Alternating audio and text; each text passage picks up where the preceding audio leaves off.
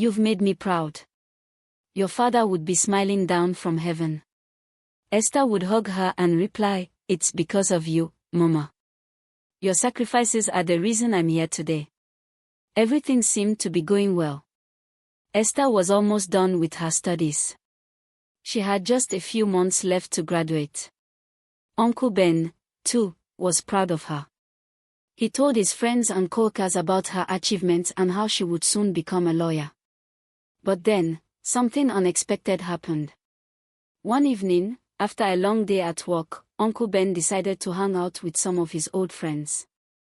They met at a popular lounge in the city, where music played softly in the background and laughter filled the air.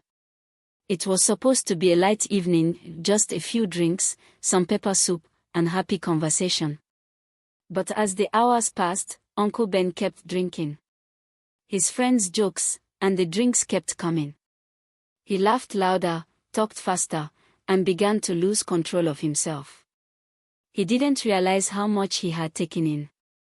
By the time he got up to leave, his steps were unsteady. The room spun in circles, and his head felt heavy and was under the influence of the drinks he had taken. That night, everything felt normal until it wasn't. Uncle Ben's car pulled into the compound a little past 10 p.m. Esther, who had been reading in the sitting room with her book spread across the small table, looked up when she heard the sound.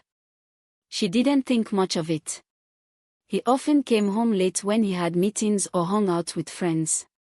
But as soon as Uncle Ben walked in, she could tell something was different. His steps were heavy. His shirt was untucked. His breath smelled strongly of alcohol, and his eyes looked tired, but also strange. "Good evening, Uncle," Esther said softly, trying to hide her worry. "You're back."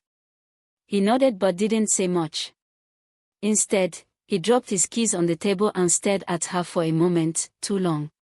Esther felt uncomfortable.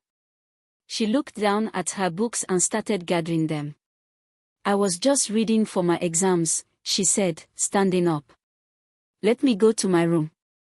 But suddenly, everything changed. He stepped forward, blocking her way. His eyes were clouded, and his voice sounded nothing like the man she had always known and respected.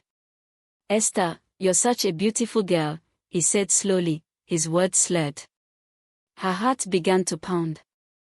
"Uncle, please," she said, backing away. "You're drunk.